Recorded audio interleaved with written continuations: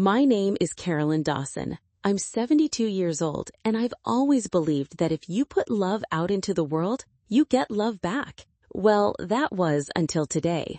I'm standing in my son's room, staring at an email confirming a $500,000 life insurance policy he just took out on me. The sole beneficiary is him. And the thing is, I never signed a single piece of paper.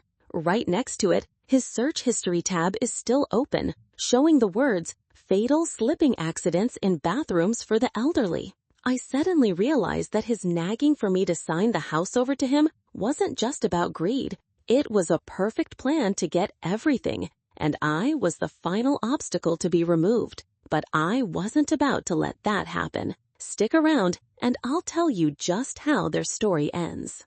Every morning, when the mist is still drifting over Lake Champlain, I'd sit by my kitchen window, cradling a warm cup of coffee in my hands, and I could feel the presence of my late husband, Robert, in the very grain of the oak dining table he built with his own 2 hands. At 72, the quiet isn't loneliness. It's a silent conversation with the past. Buddy, my 12-year-old golden retriever, would be lying peacefully at my feet, his steady breathing the peaceful rhythm of my life. That peace was shattered one October afternoon when Mark's shiny silver SUV turned down the gravel driveway. Mark, my 45-year-old son, stepped out of the car with the smile of a real estate salesman. Trailing behind him was his wife, Brenda, a woman with platinum blonde hair and a sharp gaze, as if she were constantly sizing up the value of everything around her. "Mom," Mark called out, opening his arms wide.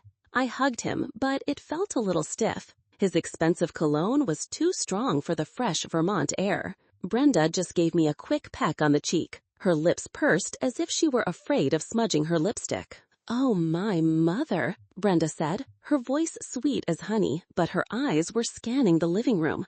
"Everything is just the same. It's so nostalgic." Well, I knew what nostalgic meant coming from her.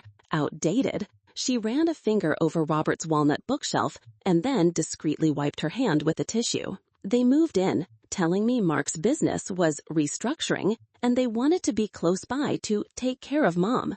Their words sounded so reasonable, so dutiful, but their actions, well, they told a different story. Their suitcases weren't just filled with clothes. They were filled with a plan. The invasion began softly. First, it was the small things. Brenda replaced my favorite floral curtains with dreary gray ones, saying they modernized the space. She packed away all the old family photos from the mantelpiece into a box, replacing them with an abstract painting that looked like a paint spill. "To create new energy, we have to clear out the old energy, Mom," she explained with the smile of a certified life coach. I didn't say a word, just quietly took that box to my room. The old energy she was talking about, that was my entire life. My son Mark started in on me too. He began talking about finances, about numbers and terms he knew were foreign to me. "Do you have any idea what this house is worth now, Mom?" he asked one night at dinner, after pushing aside the beefsteak I'd carefully prepared. "This lakeside location is a gold mine. If we leverage it correctly, it could be a fantastic financial springboard." I put my fork down. "I have no intention of leveraging it, Mark. This is our home." "Exactly, it's our home," he shot back quickly, "and that's why it's my responsibility to make sure it reaches its full potential for my future and for your old age." These kinds of talks became more and more frequent. Then, a week after they arrived, Mark called what he termed a family meeting in the living room. Brenda sat beside him, arms crossed, her face serious. I sat in my familiar armchair with Buddy curled up at my feet. "Mom," Mark began, his voice as formal as if he were pitching to a client. "Brenda and I have been thinking a lot. We're really worried about you.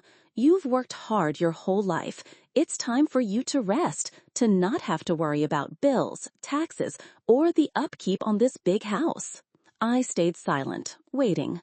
I knew this wasn't just a simple offer of concern. "So," he continued, leaning forward slightly, I think it would be best if you signed the house over to me. Legally speaking, that is. You'll still be the lady of the house, you'll still live here, but I'll be on the deed so I can manage everything. I can use it to invest in my new project. We're talking a 4-to-1 return, Mom. Then I'll have more than enough money to take the best care of you, hire help, take you on trips. We're a family. We have to help each other. The air in the room grew thick. Even Buddy lifted his head, his brown eyes looking at me as if he could feel the tension. I looked straight into Mark's eyes, trying to find a trace of the boy I had raised, but all I saw was cold calculation. "No, Mark," I said, my voice quiet but firm. "This house is our home and an important family legacy. It is not a financial instrument." The smile vanished from Mark's face. "Legacy? Mom, Dad's been gone for 10 years. We have to live in the present. You're being stubborn." Brenda chimed in, her tone softer but full of venom. "Carolyn, dear, we only want what's best for you. Maybe you don't realize it, but managing a large asset like this at your age is exhausting. Mark just wants to take that burden off your shoulders." "I am perfectly capable of managing my own affairs, Brenda," I replied, my tone with my daughter-in-law turning cold for the very first time. "This meeting is over." I stood up and went to my room, Buddy trotting quickly behind me. I couldn't sleep that night. I could hear them whispering, arguing outside my door. For the first time in my own home, I didn't feel safe. I felt like prey. Their retaliation came sooner than I expected, and it was aimed right at my weakest spot. 2 days after that failed meeting, I woke up with a strange sense of unease. The house was too quiet. I came out of my room, calling for Buddy to give him his breakfast, like always. "Buddy, come on, boy." There was no sound of paws scampering across the wood floor, no wet nose nudging my hand. I walked through the whole house, calling his name. My heart started to beat faster. I ran out to the backyard where he loved to sunbathe. It was empty. I rushed into the kitchen where Mark and Brenda were casually eating breakfast. Mark was scrolling on his phone and Brenda was buttering a piece of toast. "Mark, have you seen Buddy?" I asked, my voice trembling with panic. Mark didn't even look up. "Oh, Buddy," he said dismissively. "Yeah, I took him away this morning." An invisible hand seemed to squeeze my chest. Took him where? This time, Mark put his phone down, looking at me with an impatient expression. "I took him to an animal shelter in New Hampshire. A professional place, they have veterinarians and everything. He was getting too old, Mom, shedding everywhere, had trouble getting around. They'll take better care of him there." The blood drained from my face. I had to grab onto a chair to keep myself steady. New Hampshire? That was hundreds of miles away. "Why didn't you ask me?" My voice was barely a whisper. "He's my dog." "That's exactly why I had to do it." Mark's voice rose, his frustration clear. "You're too soft-hearted. You wouldn't have had the guts to do it. I was just helping you make a tough decision. You should be thanking me. Now the house will be cleaner, and you won't have to struggle to walk him every day." Brenda nodded in agreement, still chewing her toast. "That's right, Carolyn. Mark did a very responsible thing." I looked at the two people sitting in front of me, the son I had spent my life loving and his wife. They talked about getting rid of a living creature I'd shared 12 years with as if they were throwing out an old chair. They didn't see the pain in my eyes. They didn't hear the heartbreak in my voice. All they saw was an obstacle that had been cleared away. I turned and walked silently back to my room. I heard Mark call after me. "See, Mom, it's simple. Now we can focus on more important things." That's right, I thought to myself as I closed my bedroom door. We will focus on more important things. In that moment, the mother who loved her son unconditionally died. The woman standing in this room now was someone else entirely. That night, sleep wouldn't come. For 12 years, I had drifted off to the sound of Buddy's soft snores from his rug at the foot of my bed. Tonight, the absence of that sound was louder than any scream. It was a black hole, sucking all the warmth out of the room, leaving behind a cold, empty void. I just lay there, staring at the ceiling. The next morning, I walked out of my room, my face pale, but my eyes dry. I wanted to find Buddy, to see how he was, if he was suffering. Was he eating okay? And then Mark spoke up. "Mom, if you're not comfortable with my choice, you can check up on it," he said as I entered the kitchen, his tone dripping with fake pity. "I can give you the name of the shelter. Maybe you can call and ask how he's doing." "Thank you," I replied, my voice flat, emotionless. "Where is that information?" "I think it's still on my laptop, in the search history. I'll find it for you in a bit." After Mark left to meet a business partner, I walked into their room.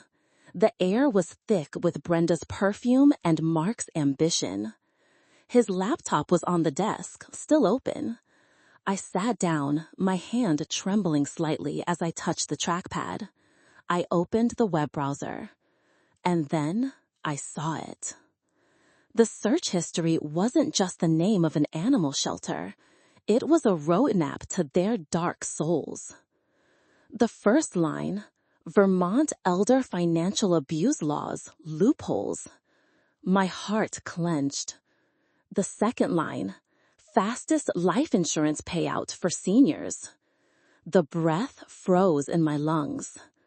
And the third, the one that drove the final nail into my motherly love, how to declare a parent mentally incompetent.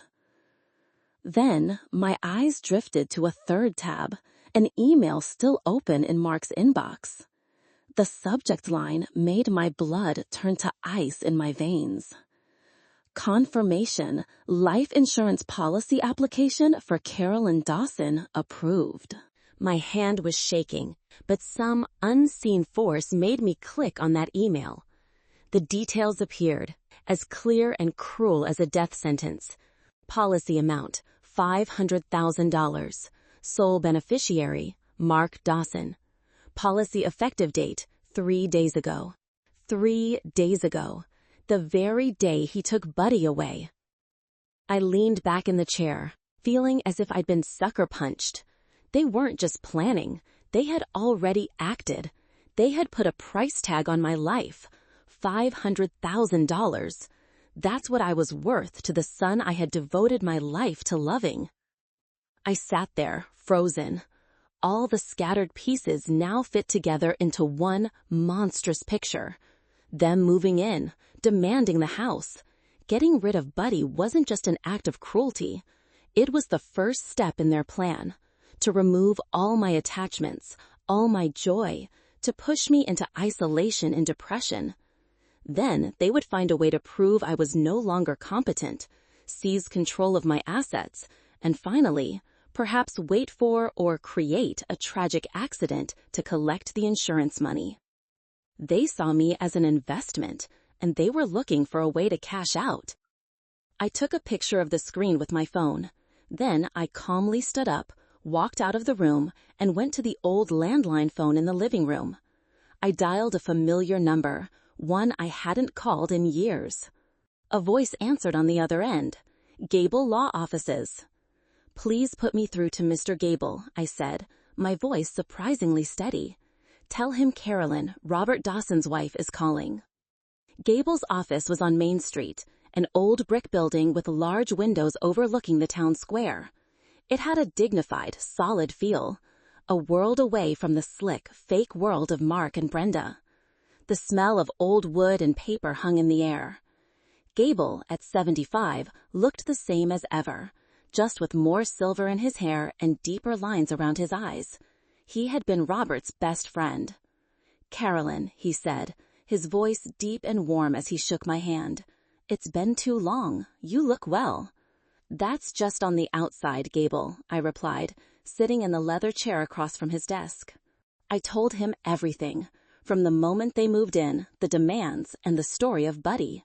Finally, I showed him the picture from the laptop screen. Gable's expression went from concern to disbelief, and finally to pure rage. The bastards, he muttered, clenching his fist. If Robert were still alive, he'd... But Robert isn't here, Gable, I cut in. It's just me, and I need your help. Gable looked at me, his eyes full of understanding. What do you want to do? I took a deep breath. It was time to unlock the secret box that Robert and I had kept sealed for 45 years. First, there's something you need to know. A truth that only I, you, and God know.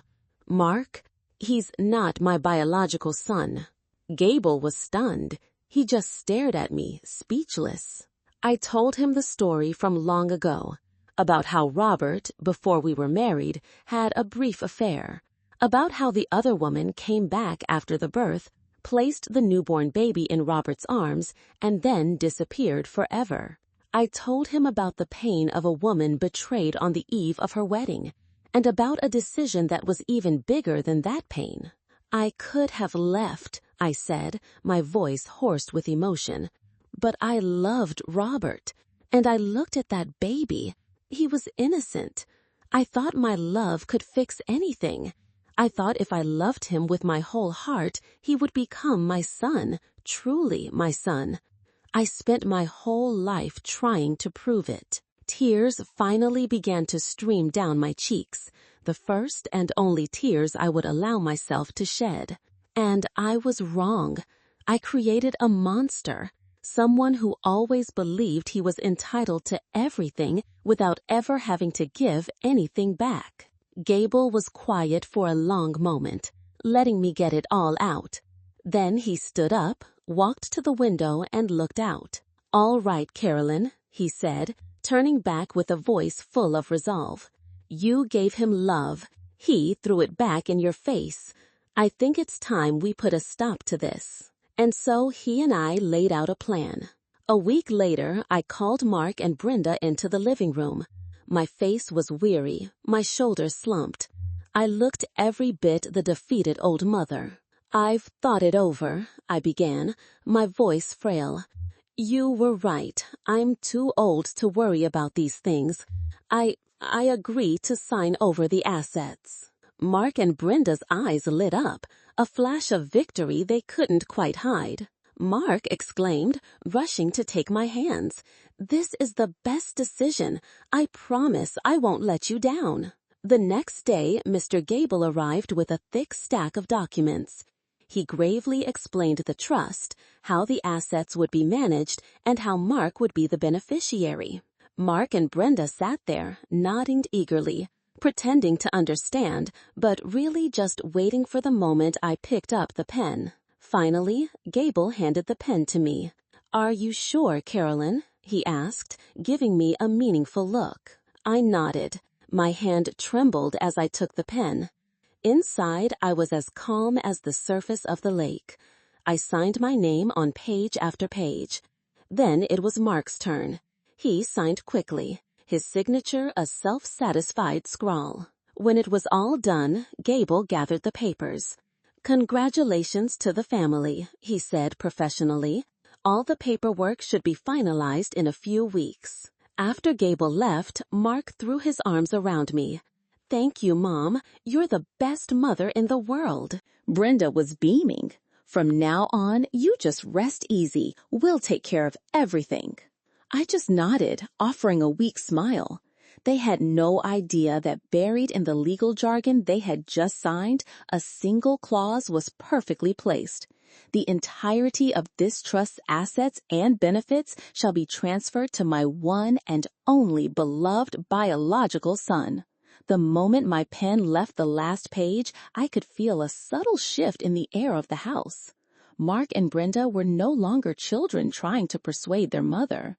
They had become the masters of the house, and I, in their eyes, had become a piece of old furniture, an inconvenient presence they had to tolerate until the day they could legally get rid of me. The act of the dutiful children ended as abruptly as a movie when the power cuts out. Brenda no longer called me Carolyn dear in her syrupy voice. She started ordering me around. "Hey, get me a glass of water. The floor is filthy. Clean it up. This dinner is boring." She'd toss her dirty clothes in front of the laundry room door, expecting them to magically get cleaned and folded. She'd talk loudly on the phone to her friends, bragging about her upcoming Caribbean vacation and her newest designer handbag, making sure I could hear, as if rubbing salt in the wound that she was spending the very inheritance I had spent a lifetime building. Mark became more arrogant and dangerous. He no longer tried to hide the contempt in his eyes. He began to control my finances openly. "What do you need so much cash for?" he'd say, taking most of the money from my wallet. "I'm covering all the household expenses. You just need a little pocket money." One day, I discovered my credit card was missing. When I asked, Mark answered casually, "I'm keeping it safe for you. Old folks tend to misplace things. If you need to buy something, just tell me." Soon after, I got a notification from the bank. My card had been used to pay for a set of premium golf clubs and a $500 dinner at the fanciest restaurant in Burlington. They weren't even trying to hide it. They believed they were untouchable. The worst part was hearing them talk about me when they thought I wasn't listening. One afternoon, while I was out in the garden, I overheard their voices drifting from the open kitchen window. "This old woman is really hanging on," Brenda grumbled. "Just wanders around the house like a ghost. When is she finally going to a nursing home and get out of our hair?" "Patience, my love," Mark's voice replied, full of smug confidence. "The paperwork is done. We just need a good reason. A slip in the bathroom, a minor stroke, anything that gets a doctor to certify she can't take care of herself anymore.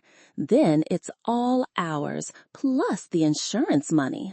I stood frozen among my rose bushes, the pruning shears still in my hand. They didn't just want my property. They wanted to erase my very existence. On Gable's advice, I had been silently enduring it all. Every insult, every act of exploitation, every cruel word, I swallowed it. The tiny recording device Gable had given me, the one that looked just like a USB drive, became my constant companion. I kept it in my apron pocket, turning it on whenever they were near. Those awful conversations, those heartless words, were all being clearly recorded. While I played the part of the helpless victim, Gable was hard at work. He gathered bank statements and credit card bills showing their extravagant spending with my money. He spoke to my neighbors, who had been calling him worriedly to ask about me, taking their statements about how frail and sad I'd looked ever since Mark and Brenda moved in. He was building a criminal case, a wall of evidence so solid nothing could break through it. Their patience finally snapped. The straw that broke the camel's back was Robert's vintage sky blue Mustang. It wasn't just a car, it was his pride and joy, a symbol of our youth. Mark had always coveted it. One Saturday morning, I looked out the window and saw the car was gone. A few hours later, Mark came back and threw a wad of cash on the kitchen table. "Done," he announced. "Sold that old rust bucket. Got a pretty good price for it, too. Now we have the down payment for our European trip." I looked at the cash, then at him. That was it. I knew the time had come. I quietly went to my room and called Gable. "He sold the car," I said. "It's time." 2 hours later, as Mark and Brenda were excitedly browsing travel catalogs online, the doorbell rang. Mark went to answer it, annoyed at the interruption. Standing on the porch wasn't a delivery man. It was Mr. Gable, dignified in his suit, and beside him were 2 tall police officers and a stern-faced woman, who I later learned was from Adult Protective Services, APS. "Mr. Gable?" Mark said, surprised. "What's going on?" "May we come in, Mr. Dawson?" Gable asked, his voice like ice. "We have a few legal matters to clarify." They let them in, still clueless. Brenda eyed the police officers with irritation. "What's all the fuss about?" she demanded. "We haven't done anything wrong." "We'll be the judge of that," the woman from APS said. Everyone sat down in the living room. The tension was so thick you could cut it with a knife. I sat in my armchair, silent as a judge. "Mr. Dawson, ma'am," glancing at Brenda, You are both persons of interest in allegations of elder financial abuse and exploitation, wire fraud, and grand larceny against Mrs. Carolyn Dawson. Mark let out a sharp, nervous laugh. What? Abuse? Are you insane? My mother voluntarily signed her assets over to my management. We have the papers, signed by a lawyer. You drafted them yourself. Yes, I did, Gable replied calmly, and I remember every single word. He opened his briefcase and took out a copy of the trust agreement. He flipped to a bookmarked page and handed it to Mark. Please read the fourth line from the top out loud, Gable instructed. Mark frowned, looking at the paper. He began to read, his voice confident at first, then faltering. The entirety of this trust's assets and benefits shall be to my one and only beloved biological son. He looked up, his face a mask of confusion. So what? I am her only biological son. Brenda scoffed. Exactly. This is a ridiculous joke. You people coming in here without a warrant is probably illegal too. Gable looked at me. I gave a slight nod. No, Mark, I said, my voice ringing out for the first time, clear and strong. You are not my biological son. A dead silence fell over the room. The smirks froze on Mark and Brenda's faces. What? What are you talking about? Mark stammered. Gable placed 2 items on the coffee table. One was a sealed DNA test result, secretly done years ago at Robert's request. The second was a yellowed, handwritten letter. This is the truth, Mark, Gable said. Your father, Robert, wrote this letter before he passed away. He confessed everything. You are his son, but you are not Carolyn's son. Your birth mother left you. He turned to me. But this woman, he said, gesturing to me, his voice filled with respect, she stayed. She took you in. She loved you, raised you, gave you a family, a name. She gave you everything a birth mother could have. And this is how you repay her? Mark stared at the papers on the table, his face as white as a sheet. He shook his head, muttering, No, it can't be. This is a lie. It is not a lie, Gable said, his voice firm, and it has significant legal implications. Because you are not her biological son, you are not the beneficiary of this trust, which means that from the day you signed this contract, every asset you have sold, every dollar you have spent from Mrs. Dawson's accounts has been misappropriated. It's theft. Mark screamed, a desperate cry. Lies! It's all lies! You set me up! I love my mother. I just wanted to take care of her. Gable, stone-faced, pulled a printout of the insurance email from his briefcase and placed it on the table. Take care of her? Is this how you take care of someone, Mark? A $500,000 life insurance policy secretly purchased with your mother's personal information? A policy she knew nothing about, just waiting to pay out after some unfortunate accident? One of the police officers stood up. Mark Dawson, Brenda Dawson, we have sufficient evidence. You are under arrest. Brenda shrieked, a wild, piercing sound. Mark just sat there, broken. His world, built on lies and greed, had crumbled to dust in a matter of minutes. As the officer cuffed him, Mark turned and looked at me, his eyes empty, filled with panic and disbelief. He didn't say a word. I watched them being led away, feeling no triumph, just a quiet, empty kind of peace. A chapter of my life had finally, permanently closed. After they were gone, the house fell into a strange, profound silence. I sat alone in my living room, looking out at Lake Champlain. Just then, my phone rang. It was an unfamiliar number. I hesitated for a moment, then answered. Hello? Hello, am I speaking with Mrs. Carolyn Dawson? A woman's voice asked. I'm calling from the Green Mountain Animal Shelter. We have some information you might be interested in. My heart pounded against my ribs. Yes, this is she. Ma'am, this morning a citizen found an elderly golden retriever wandering near an industrial park. He seemed very tired and scared. His collar has a small, worn-out tag, and all we could make out was the name Buddy and your home phone number. Is he by any chance your dog? I shot up from my chair, gripping the armrest for support as the tears I'd been holding back for so long finally broke free. Yes, I sobbed. Yes, that's my Buddy. Please, please tell me where I can come get him. As I drove to the shelter, I knew I wasn't just going to pick up an old friend. I was going to pick up the missing piece of my soul. I was going to get my peace back.